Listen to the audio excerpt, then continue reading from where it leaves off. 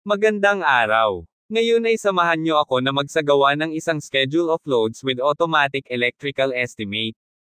Bubuksan ko muna ang electrical plan. Dito ay need po natin ang lighting layout and power layout plan. Ngayon naman ay buksan na rin po natin ang workbook app.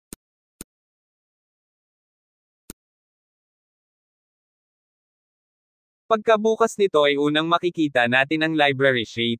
Dito nakalagay ang mga materialist name, at pati na ang kanilang impormasyon na kagaya ng prices, wattage, supplier's link at iba pa. Unang mapapansin natin dito na merong itong mga items na parehas lang o magkakatulad. Ibig sabihin lang po nito ay sa item na ito ay marami ang variety. Halimbawa, sa isang klase ng ilaw ay mayroong iba't ibang wattage, kagaya ng 5 watts, 7 watts, 9 watts at 12 watts.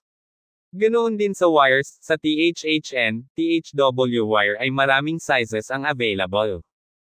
Upang mawala at maitago ang mga duplicate items at ang mga unique items lang ang makikita ay gawin natin ito. Una ay i-click natin ang unang maliit na button sa bandang itaas at pagkatapos ay i-click naman ang kasunod na box na mahaba.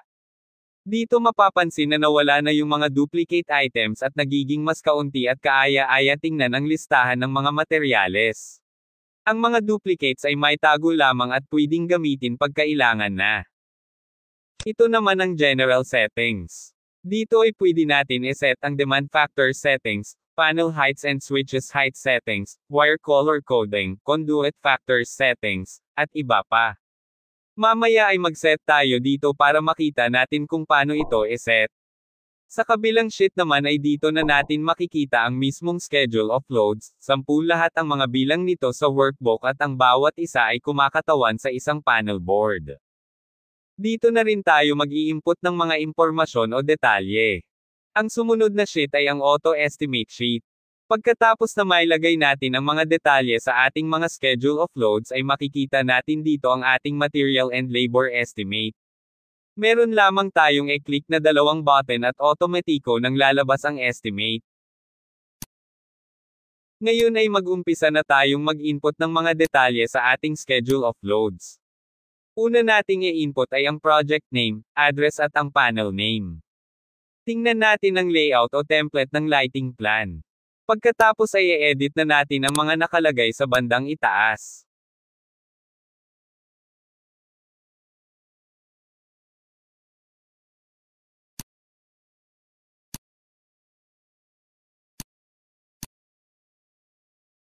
Pagkatapos ay piliin na natin ang system type, e-click lang ang box at pumili sa mga pagpipilian. Dito sa plano ay single phase, line to neutral configuration, kaya piliin lang natin ang mga ito. Pagkatapos ng piliin ay mapapansin nating kusa na po itong nagbabago ng kanyang format, ganito din ang mangyayari kung sakaling gawin natin itong 3-phase delta o 3-phase Y-man. Pagkatapos nito ay input na rin natin ang iba pang detalye kagaya ng system voltage, mounting type, panel at saka enclosure type. Ngayon ay mapapansin naman natin na hindi pa nase-set ang color coding ng mga wires.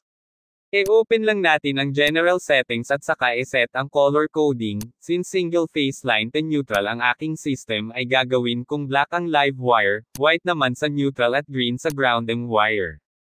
Ngayon ay punta na tayo sa bandang ibaba. Meron tayong mapapansin dito na mga rectangular boxes.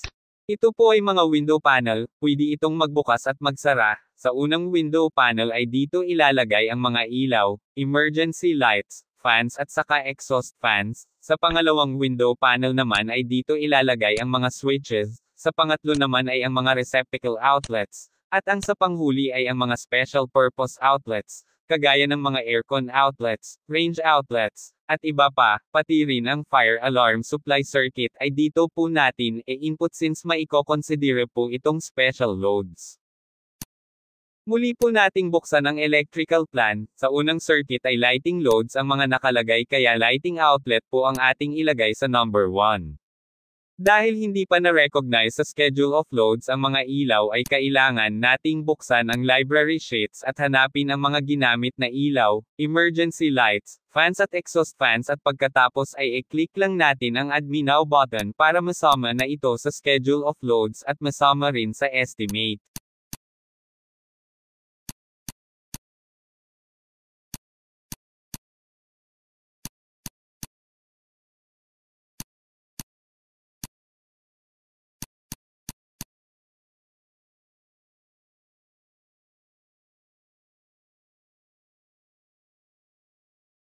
Dun sa lighting plan ay merong wall lamp na ilaw subalit ay wala pa ito dito sa database. Ang gagawin natin ay i-add natin ito manually dito sa database. Sa mga ganitong column lang tayo pwede mag-add ng items at dapat tandaan natin na bawat ganitong column ay merong knuckle ang items lang ang pwedeng i-add. Ibig sabihin lang po nito ay di po tayo basta-basta maka-add ng item sa kahit alingmang column na may gray boxes. Dito sa column na ito ay mga ilaw lang ang pwede i-add, sa kabilang column naman na may gray boxes ay mga fans at exhaust fans lang ang pwede i-add, at sa iba naman ay mga switches lang ang pwede. Tingnan lamang sa gilid po nito ay nakalagay po kung ano ang pwede nyo i-add sa gray columns. Mahalaga rin na tandaan na dapat makompleto na malagayan ng detalye ang mga gray boxes na ito.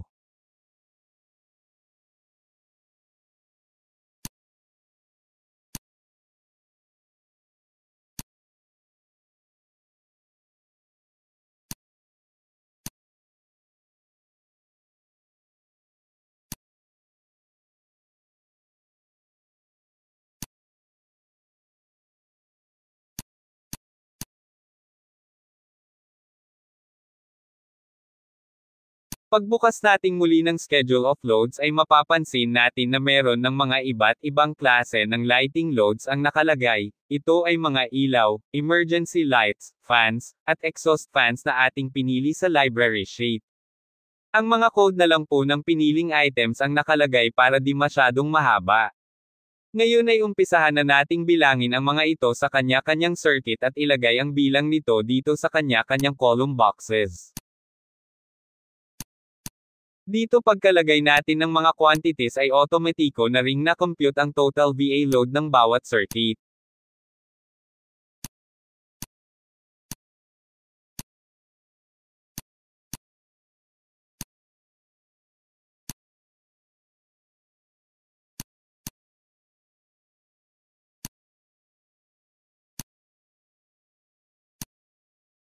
Dito na tayo sa pangatlong circuit. Tingnan at hanapin lang natin muli ito sa plano. Mapapansin natin na walang circuit number 3 dito sa plan. Dahilan po kasi nito ay inilaan ito ng designer para sa fire alarm supply circuit. Ilagay po natin ito dito sa circuit number 3. At pagkatapos ay dito sa special purpose outlets window panel ay ilagay natin mismo ang VA load nito.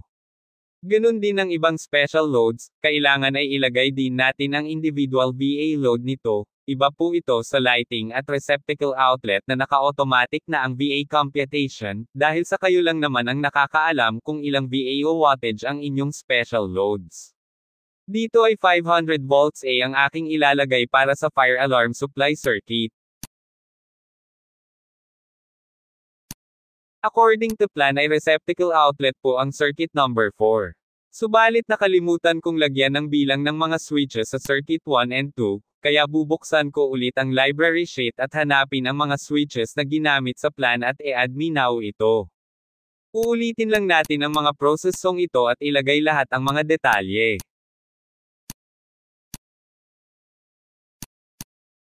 Dito ay gusto kong tingnan lang ang mga na-add me now lamang na mga items. Para mangyari ito ay i-click lang ang maliit na box sa may red portion at kasunod ay i-click ang katabing mahabang box. Dito ay makikita na ang mga selected items lang ang pinapakita. Mainam itong gawin upang di na mahihirapan pang mag-scroll at maghanap sa mga selected items.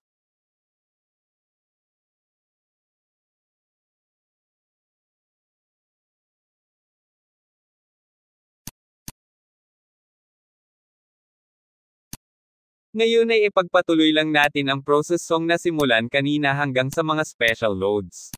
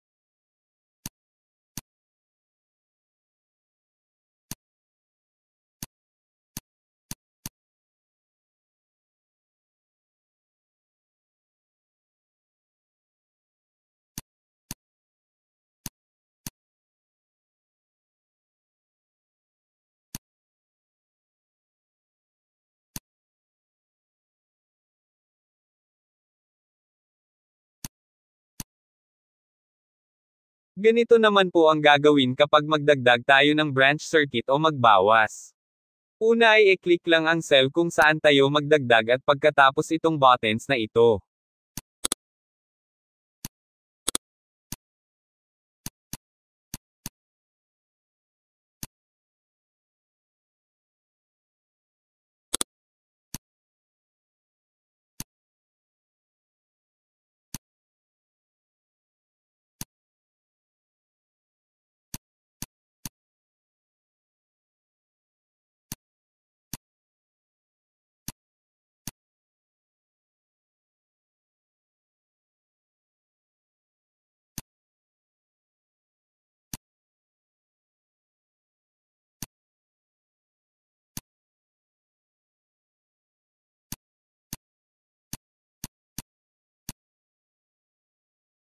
Ang ibig sabihin naman po nitong Type C at saka NC ay continuous at non-continuous type of loads.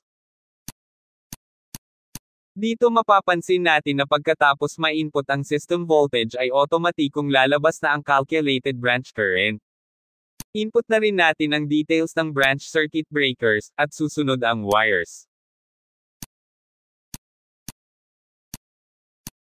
Dito sa wires ay blanco at wala pang pwedeng pagpipilian, kaya babalik ulit tayo sa library at piliin at i-click Add Me Now ang mga mapipili, at ganun din sa conduits.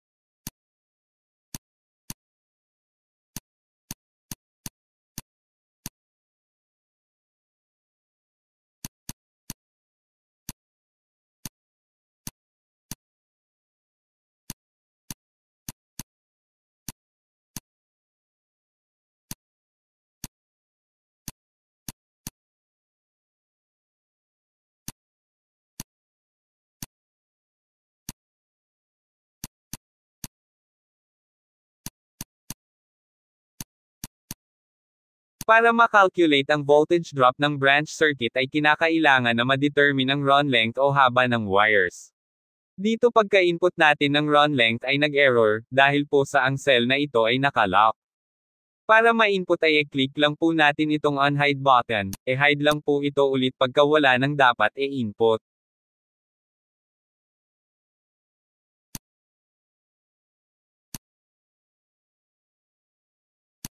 Kagaya ng sa wires ay blanco rin ang pagpipilian ng mga conduits, babalik ulit tayo sa library at piliin ang mga conduits na kailangan. Ganito lang ang ating gagawin pag wala sa pagpipilian ang item ay bubuksan po natin ang library at hanapin ang item at i-click ang Add Me Now, kung wala naman ay i-add ito manually. Pagka-click natin ulit sa Schedule of Loads ay meron ng conduit sa pagpipilian. Mapapansin din natin dito sa bandang hulihan ay automatic na rin po ang percentage voltage drop calculations, at sa pinakahuli ay ang terminal number locator. Ito ang terminal number kung saang terminal lalapat ang branch wires. Ipagpatuloy lang nating i-input lahat ng detalye hanggang sa pinakahuling branch.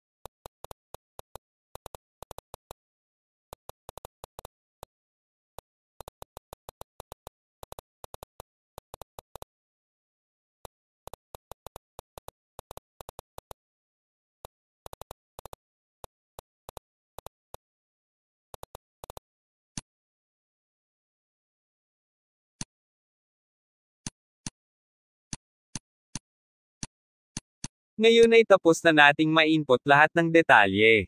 Dito mapapansin naman natin na tapos na rin ang calculation ng total load currents. Kaya paggamit ito ay malaki talaga ang matitipid na oras at efforts. Pwede rin nating tingnan ang derivation ng demand factor, nakabase ito sa settings na tinakda natin sa settings ng demand factors.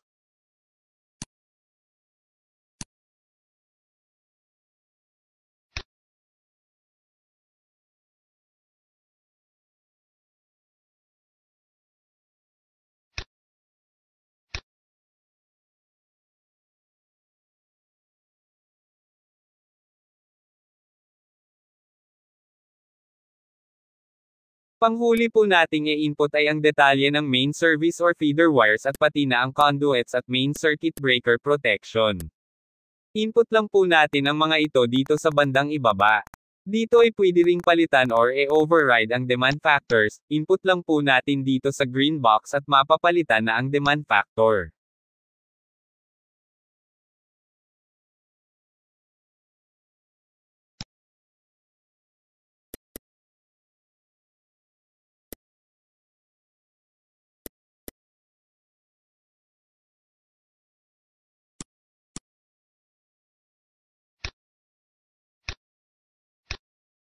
Ngayon ay tapos na natin ma-input lahat ng detalye.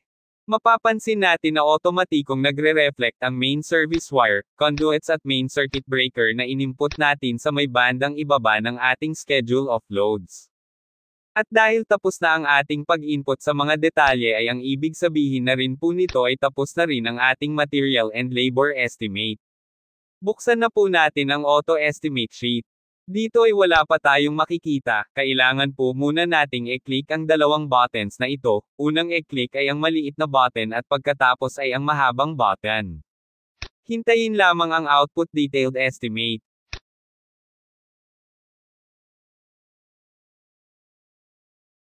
Dito ay makikita na unti-unting lumalabas ang materials and labor estimate. Pwede natin itong i-edit manually pati na ang prices. Pwede ring mag-add ng items manually at magbawas ng item, nasa gumagamit po nito ang pinaka-control at desisyon. Paggamit po ito ay siguradong mapapagaan at mapapabilis ang mga project na kailangang i-design at i-estimate. Para sa gusto pong mag-avail ng workbook na ito ay mag-message lang po sa akin or mag-message lang sa ZMK Electrical Software. I-send ko po ang drive link, maraming salamat.